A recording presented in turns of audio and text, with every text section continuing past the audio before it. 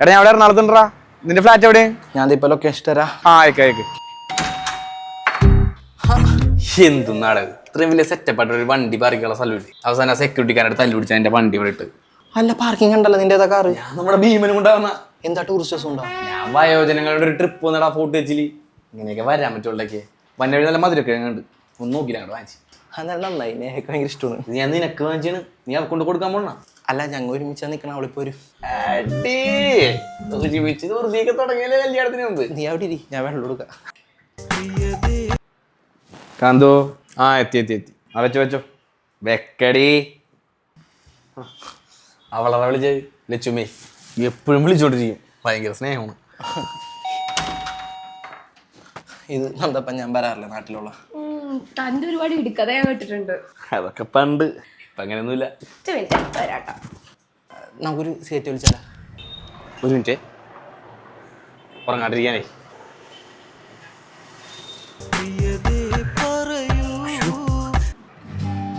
കാന്തു അതിലില്ല. കഴിച്ചോളാടി പണ്ടേ. അത് നീ പോയി എന്തെങ്കിലും കഴിക്കും. കഴിച്ചോള ലച്ചുമ്മ. അവക്കേ ഞാൻ സിഗരറ്റ് വലിക്കണതും ഹാൻഡ്സ് വെക്കണതും പൂള് വെക്കണതും വെള്ളം അടിക്കണതും ഒന്നും ഇഷ്ടമല്ല. ഭയങ്കര സ്നേഹോടാ. മാർക്കോ ഫുഡ് ഓർഡർ ചെയ്യാൻ പോവാ. നന്ദപ്രിയ ഇതുവരെയാണ് വേണ്ടേ? എനിക്ക് ഏതായാലും മതി, കുഴപ്പമില്ല. അകത്തിറന്ന് പുറത്തിറന്ന് മജക്ക് ഇടാൻ പറഞ്ഞില്ല പെണ്ണുമ്പിള്ളടുത്ത്. എന്ത് മാർക്കോ തുണിയെല്ലാം ഇറക്കിട്ടായിരുന്നാ? അതൊക്കെ രാവിലെ ഇറക്കിട്ടായിരുന്നു.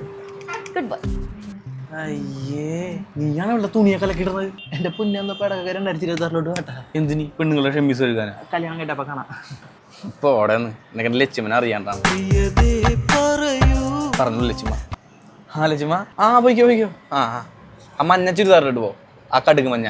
ഓക്കെ. അച്ഛൻ്റെ ഹോസ്പിറ്റലിൽ പോകാനാണ്. എൻ്റെ അടുത്ത് പറഞ്ഞിട്ട് എവിടെയും പോവുള്ളൂ. ഞാൻ പറഞ്ഞ ഡ്രസ്സ് ഇടുള്ളൂ. ഡ്രസ്സ് ഇട്ടുണ്ടാ? മാർക്ക് എപ്പോഴും നന്ദപ്പന്റെ കാര്യം പറയും. ഇപ്പോഴും ആളൊന്ന് നേരിട്ട് കാണാൻ പറ്റുക. ഇടയ്ക്കൊക്കെ ഇങ്ങോട്ട് വാ. പെങ്ങളെ ഇവിടെ വെള്ളം വെക്കാൻ മറന്നല്ലേ? പെപ്സി കുടിക്കോ? മാർക്കോ ആ ഫ്രിഡ്ജിൽ പെപ്സി ഉണ്ടോ? ഒന്ന് എടുക്കും. പണിക്കാരൻ.